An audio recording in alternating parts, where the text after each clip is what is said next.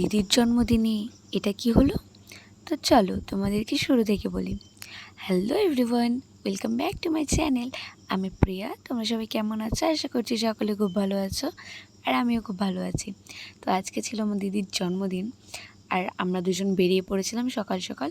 আমার সকালে পড়ানো কমপ্লিট হয়ে গেছিলো, মানে এখন প্রায় 10টা সাড়ে 10টা বাজে। তো আমি আর দিদি এখানে বেরিয়ে পড়েছিলাম। আর দেখো আমাদের গ্রামের রাস্তা, এই রাস্তাটা এখনও ঠিক করা হয়নি, জানি না কবে ঠিক হবে।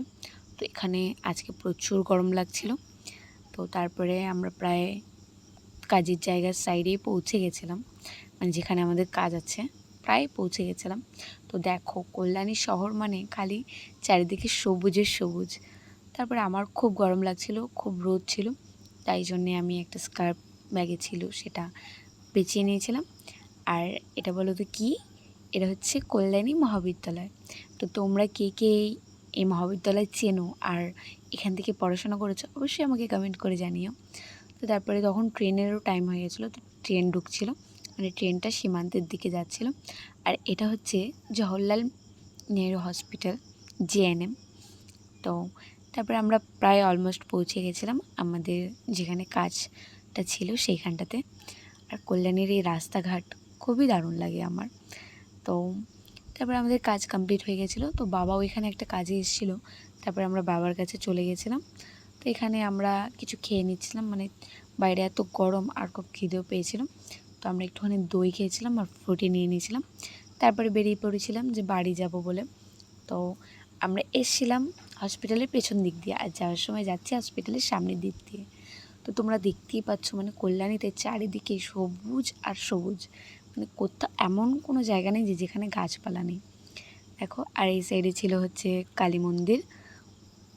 আর এই রাস্তাটা তোমরা অবশ্যই চিনবে, এটা হচ্ছে ভাইরাল রাস্তা, যেখানে প্রচুর ভিডিও ভাইরাল হয়েছে। আর এর পাশেই ছিল থানা কল্যাণী। তো দেখো এই রাস্তাটা অনেকেই দেখেছো, অনেক ভিডিওতে দেখেছো, কারণ এই রাস্তাটা খুবই ফেমাস। তো আর তারপরে আমরা চলে এসেছিলাম আইটিআই মোড়। আমরা সাইকেল নিয়ে যাচ্ছিলাম, মানে এত দূর সাইকেল নিয়ে জার্নি করা খুবই কষ্টের। তারপরে বাড়ি এসে আমি প্রত্যেক দিনের মতো চলে গেছিলাম পড়াতে। আজকে একটাই ব্যাচ ছিল, তাড়াতাড়ি গেছিলাম আমি পড়াতে, যে বিকেলে আবার একটুখানি বেরোনোর আছে, তাই জন্য তাড়াতাড়ি পড়ানো কমপ্লিট করে নিয়েছিলাম। স্টুডেন্টের মা আমাকে এখানে আম দিয়েছিল, আমি আম খেয়ে নিয়েছি। তো বাড়িতে গিয়ে আমি রেডি হয়ে আবার বেরিয়ে পড়েছিলাম। ফার্স্টেই চলে এসেছিলাম একটুখানি আইসক্রিম খেতে, কারণ প্রচণ্ড পরিমাণ গরম লাগছিল। তো আমার ফেভারিট অরুণ আইসক্রিম, এটাই খেতে এসেছিলাম। ফার্স্ট আমি নিয়ে নিয়েছিলাম কটন ক্যান্ডি, আর একটা 2 in 1 নিয়ে নিয়েছিলাম, আমার খুব পছন্দের। তারপরে এখানে আমি আইসক্রিম মানে এনজয় করে গিয়েছি। আমার কটন ক্যান্ডি খেতে এত ভালো লাগে, ভীষণ দারুণ লাগে কটন ক্যান্ডিটা। 2 in 1টাও আমার খুব ভালো লাগে। তারপরে আমরা বেরিয়ে পড়েছিলাম যে একটুখানি কেনাকাটার আছে, মানে আজকে তো দিদির জন্মদিন, তো তাই জন্য কেক নেওয়ার ছিল। ফার্স্টে গিয়েছিলাম মিও মোড়ে, তো বেশি বড় কেক নেওয়ার ছিল না, ছোট কেক নেব, তো ওখানে ছিল না। তারপরে আমরা সুগার অ্যান্ড স্পাইসে চলে এসেছিলাম। তারপরে চলে এসেছি বাড়িতে, আর দিদি আমার ঘুমিয়েছিল। তারপরে ওকে ডেকে কেকটা মানে সেরকমভাবে সাজানো হয়নি, কারণ আমাদের কোনো প্ল্যানই ছিল না কোনো মানে সেলিব্রেশন করার, কাউকে ডাকিও নি। আমি নিয়েছিলাম কেক, তারপরে ওই যাই হোক ঘরোয়াভাবে। আর আমি ক্যান্ডেল আনতে ভুলে গেছিলাম, তাই জন্য শেষমেশ গ্যাস লাইটে ফু দিয়ে দিদি বার্থডে সেলিব্রেশন করেছিল।